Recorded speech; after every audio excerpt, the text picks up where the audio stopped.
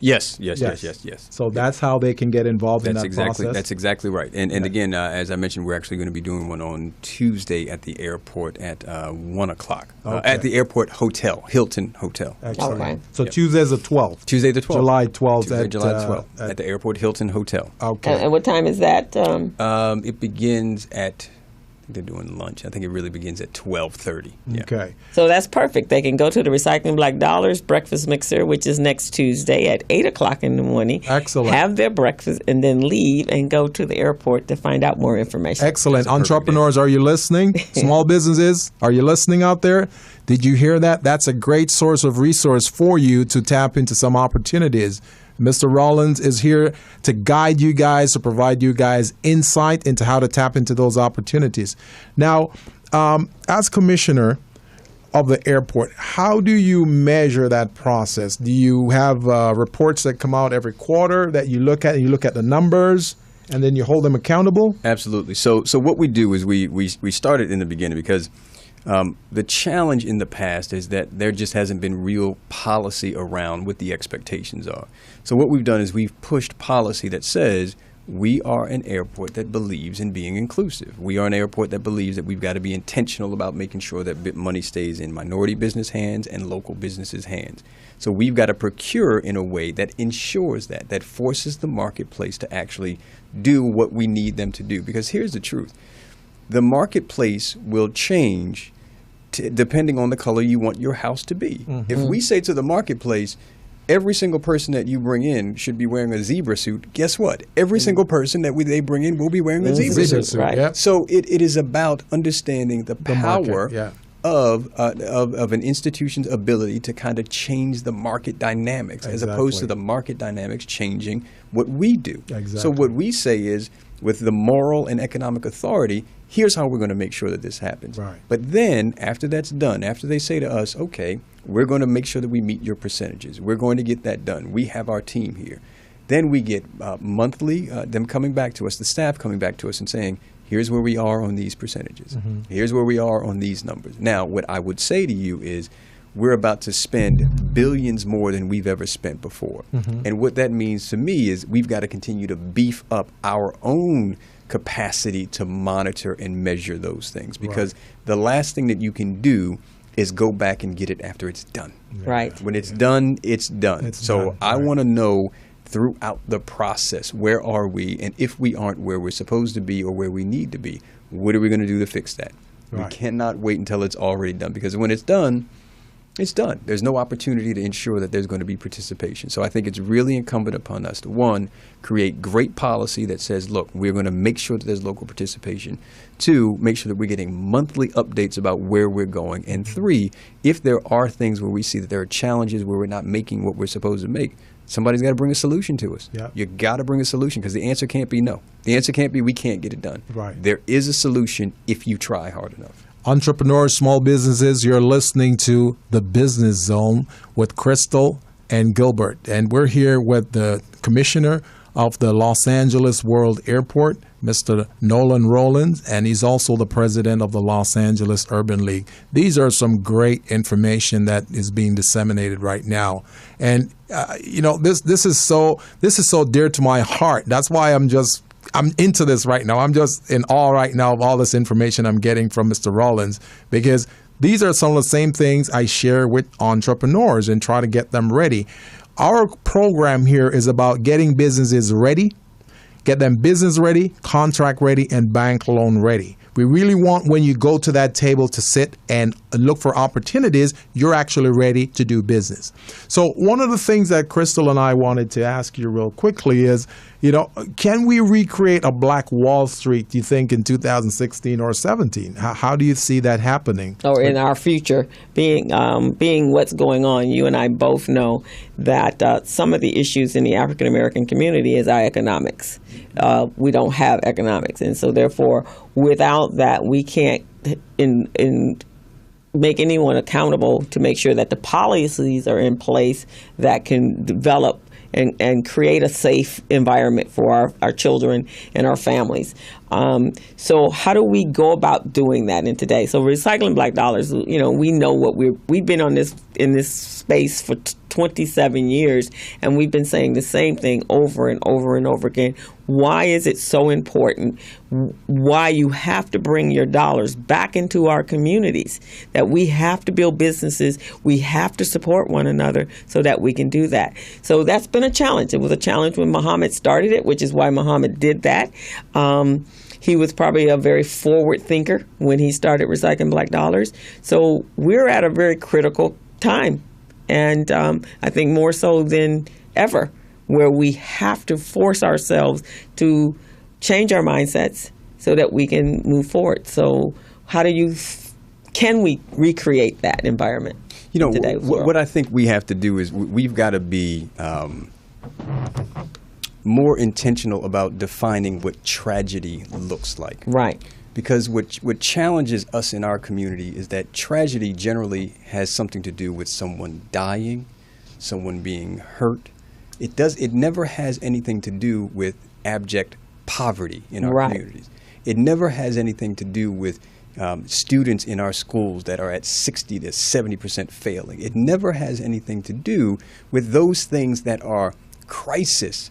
I mean, if these things were epidemics, there would be a world intervention on them. Right. There would be a world intervention. So I think what we've got to do is we've got to really be the owners of our narrative. We've got to say that, listen, we're in a place right now in South LA where double-digit unemployment is unacceptable. Right. We're in a place in South LA where not utilizing minority businesses is unacceptable. Where our school system's failing our African-American young women and men, unacceptable. But we also have got to be in a position where we're actually able to back up with solutions to those things. Mm-hmm. So do I think it can happen? I do. But we've got to be committed to creating our own narrative around what the solution is and what the challenge is, because it's really easy to be mad about the visceral things that happen every day. But it's more difficult for people to understand the underlying root cause and or circumstance. Our brothers and sisters are on the corner because they have no other things to do. Right. Job opportunities, business opportunities. Our schools aren't producing the way that they should produce because there's no real force in the schools to ensure that our children are being educated in the way that they're supposed to be. These things are, I think, critical to our survival. They're critical to our survival. I mean, we're having conversations about challenges with communities and police officers. We need to be having conversations about communities and police officers and the economy and our schools and all of these things because they are so interconnected. Yes. But what's most difficult for us is to march for this kind of stuff. Mm-hmm. Right. Because this is the stuff that makes a difference. Yes. Yeah, exactly. Yes. That's very good. That's very good information. I personally believe and agree with a lot of what you say with regard to us doing what we need to do in the minority community, whether you're Latino, you're Asian, you're Black. It doesn't matter which ethnicity you belong to. We got to work together and build these resources and make sure that we strive ourselves to become self-sufficient instead of having to depend on, rely on other outside sources. And we've got to be the owner of our own story. We got to write our own story. We got to be our own destiny. Exactly. So this is really powerful. Yeah, it's really powerful. I mean, listen, when people talk about Black Wall Street and people talk about what happened in Tulsa at that time, what we've got to remember is that's an economic solution, right? Yes. When you talk about Black Wall Street, you're not having a conversation about how many mothers are hugging sons, how many fathers are kissing children. Yeah. You're talking about an economic condition. Yes. Right. So my position is simply this. Again, poverty will not be cured by a hug. It is an economic problem that needs an economic solution. So when I hear things like Black Wall Street, I'm simply saying to myself, we need to condition our minds in a way that we're bringing economic solutions to our problems, as opposed to just emotional solutions to our problems. Yes. Because when we're fighting emotionally, the rest of the marketplace is fighting economically. That's true. And you have everyone taking the money out while we're just mad on the sideline. That's right. And that's not going to get us where we need to be. That's not where our power actually is. Our power is in our ability to describe and define our challenge and describe and define what the solution is going to be, and make sure that that has an economic lens that ensures that people move from the position that they're in to where they're going. I talk about this train all the time and the trains that they're building and those things. And what I fundamentally have said is that, listen, for me, building these trains is not about moving a person from one place to another. It's about moving them in their station of life. Yeah. Exactly. So if they can get access to a job in another place, it's moving their station in life. Yeah. If they can get to places that they could not get to before, it's about moving their station in life. The train is just a mechanism or a tool to get you there. Right, exactly. That's all that is. Right, it's right. just a tool to get you there.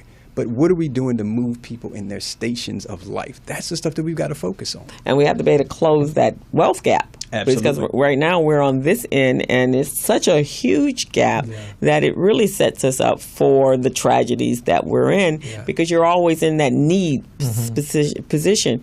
But entrepreneurship is the tool that actually grows economies. That's it, because you're creating new businesses. When we had a recession in 2008, 2009, there were a number of businesses that closed, a number of occupations, a number of industries that will no longer come back because there's no more place for them. They've been displaced by what's the new and the new trends. And so a lot of, I think, is our businesses, when we're thinking of a business concept, you need to think of a business that's of today that can grow in today. And to create wealth, you have to be looking at tech businesses and businesses that actually have the capacity to become public-owned businesses, because then you have stock. Then that's wealth. That's where the wealth comes, not just selling your product and your service to onesie-twosie people. No, you're talking stock, people buying into and into the equity of your organization, your company. Right. And that's the mindset. We need to change from thinking small and moms and pops to thinking large, because there are other ethnicities that are out there doing that, and they have far less. When you look at India, which their poverty and the number of people that they have living in their country succeeds ours on every level. But that Mumbai and New Delhi, they have become the most wealthiest with the tech industry. That's good. That's a serious point right there. And for those of you who just joined us, we're on the Business Zone, and Crystal and I, Gilbert Buchanan, the small business paramedic, we're here with the president of the Los Angeles Urban League, Mr. Nolan Rollins, and he's also the commissioner of the Los Angeles World Airport. And, you know, he's sharing some vital information with entrepreneurs, how they can access resources and opportunities at the airport. Now, Mr. Rollins, I want to ask you this question right here real quickly. At the Urban League, you have a variety of different programs for entrepreneurs and small businesses. What are some of the programs that you think that is available right now that can assist many of the small businesses in our community? Yeah, so, you know, we have an entrepreneurship center at the organization, and we are focused on those businesses, some of who are startups, some who are helping up and down the alignment. But at the same time, I'm really interested in so I'm a fundamental believer that we've got to strengthen the middle class. Like, I flat out believe that if we're going to create a place for people who aren't in the middle class to go to, that place has to be there. Yes. So I think that those businesses that are sitting in that space, we have a number of businesses that are doing, and you mentioned it a little earlier, we have a number of businesses that are doing business right there with large corporations. Yes. I think that there's an opportunity to strengthen the capacity of those businesses to do more business with those large corporations, in addition to hiring more people who look like we do, who can actually do. So I think that there has to be, it's a both and. I think we have to strengthen the existing businesses because we need them to grow. We need them to be stronger. I think we need to have on-ramps for startup businesses who are understanding where the marketplace is going. So for us at the Urban League, those are the kinds of things that we're really interested in and focused on, because we think that in order to take advantage of the market that's coming, we've got to have these established businesses to play. And some of them, and I hope that people hear me on this one, some of them are going to have to play together. Yes. We have got to joint venture. Yes. I mean, it's one of the most amazingly difficult things for me to actually realize or fathom is when you look at big contracts at airports or wherever, and you look at the teams, there's someone and someone else. Yes. They're joint There's venturing. someone and someone else. Yes.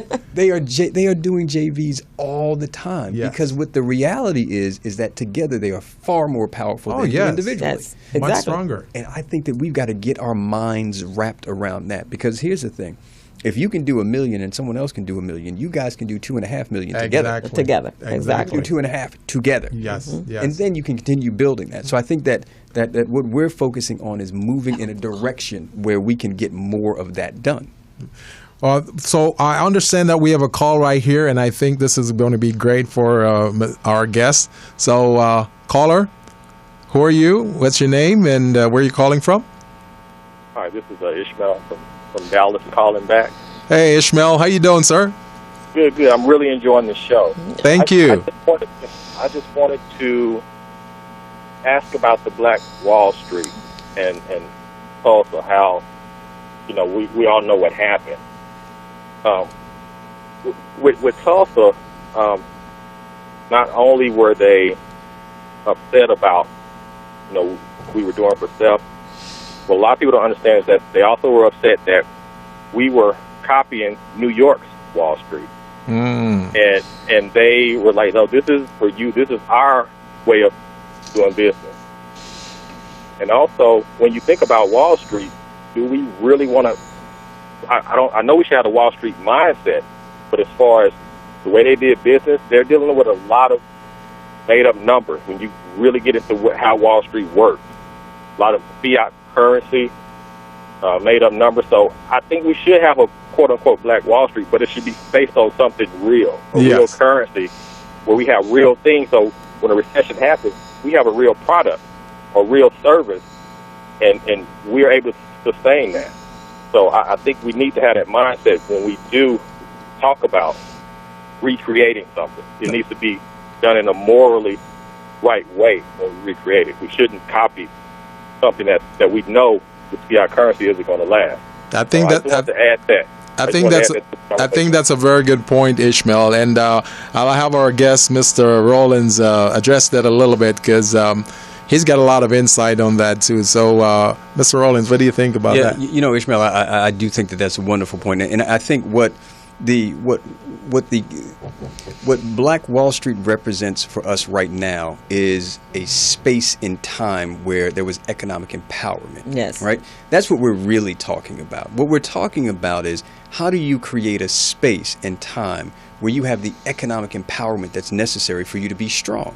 So whether it be a publicly traded, or what that looks like from a Wall Street or NASDAQ kind of standpoint, I don't think that that's the key. I think when we're talking about Black Wall Street, we're talking about empowerment. How do we create an economic condition that allows everyone in that condition to actually flourish, if they're willing to work hard and roll their sleeves up? Let me be clear. I mean, this is about working. This is about working hard. So I think that's where for us today the concept lies. It's not just about, for me, it's not just about a street. It's about a mindset that actually pushes an economic agenda. Right. So I think so Ishmael, I think that you bring up great points. At the same time, this is about a mindset. How do we essentially get to a place where we're actually creating value in a way that it is strengthening or changing and moving the economy? Excellent. Because when you see, listen, those were economic and capitalist forces. Because here's the reality. The reality is, when you create something that is challenged to another system, when you have a business that's in competition with another business, one or two things is going to happen. Either they're going to continue to be able to go, they're going to fight all the time. Mm-hmm. Someone is going to try to destroy the other, because at the end of the day, it's about dominating market share. Exactly. It's about dominating market share. Yeah. So when we look at that time, the difference is the time in America, right? The difference is, it wasn't just about a battle, an economic battle between a New York Wall Street and a Black Wall Street. It was also about a subservient United States population being oppressed as normal with the white power structure. Right. So that's another part that we've got to be really, really intellectually honest about, was when Black Wall Street actually existed. It existed in a time period where you were as likely to be killed as an African American who was upwardly mobile as you were to be able to walk down the street. So when we look at the disruption of that kind of thing, we've got to be honest with that. It wasn't just an economic collapse. It was a human collapse purposefully. Right. Purposefully. And I think also when we look at today and the buying power, or the consumer power of the African American, we're spending $1.2 trillion consuming that with someone else, and it's not coming back in. So, Ismail, I think when we talk about that, and from where I'm speaking of, is that it was also a time when we had no choice but to support our own businesses, right? Because we couldn't go anywhere else. We couldn't go to white banks and get loans, so we had to create our own banks. We couldn't go to white doctors to get treatment. We had to have our own doctors, our own attorneys. So we were at a time where that's not atypical for us, for those of us that are descendants of slaves, to work together and support one another. There's a businessman in Los Angeles. His name is Mr. Leon Gar, and Mr. Gar is a self-made millionaire. And he actually was, at one point, he bought Founders Bank when there was no one to take it over. He came in with a check and bought it because he believed in entrepreneurship. He believed in his community. He believed in his people.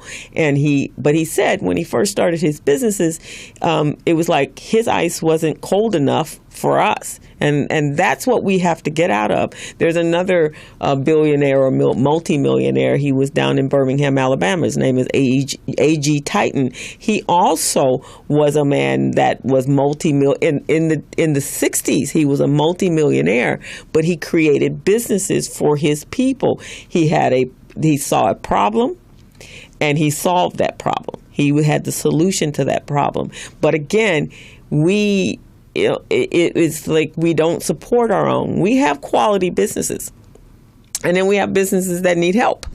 But and that's why we're here, right? Is to help those businesses become quality businesses. And that's why I'm thinking that what I'm hearing here today is excellent.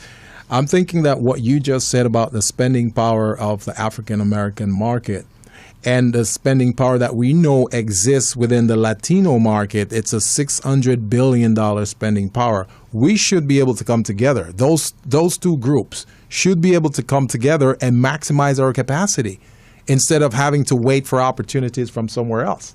Look, I agree completely. I mean, what I think that we've got to do is, so I am fiercely protective of the city that I'm in. And if the money that we're actually spending isn't majority staying in the city, we've got a problem. We got a problem. We got a problem. So if everyone, and I'll just say that, and I want to make sure that I get the correct information, because while I'm on air, people are sending me information about when the LAX thing is going to happen.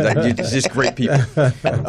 But when, for me, listen, we're about to spend, it's going to be roughly in the double-digit billions of dollars. Right. Okay.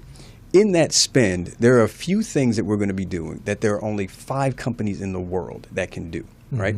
So off the top, we know that that's where that's going to go. Right. There are only 5 companies in the world that can do it. Right. One of those is going to win. Okay. Below that, we have all of these other opportunities. So my position is, while we may not do this part, there's all of these other opportunities that are multi-billions of dollars of opportunity. Right. So the question for me is, how much of that stays local? That's right. That's exactly. it. All the other stuff really isn't important to me because frankly, it's out of your reach. We're in the region. Feeding Texas is not my problem. Yeah. Right, exactly. We've got to feed LA, South LA, we've got to feed our economic beast with the money that we're generating here. And if we're not doing that, shame on us. Yeah. Right, exactly. And I think on a national level, all our organizations and people of any organization, the Urban League or any of the organizations that are working to better the business community, we all should be thinking that. What is going on in our place, in our state, making sure, because if we each do that, state by state, region by region, we can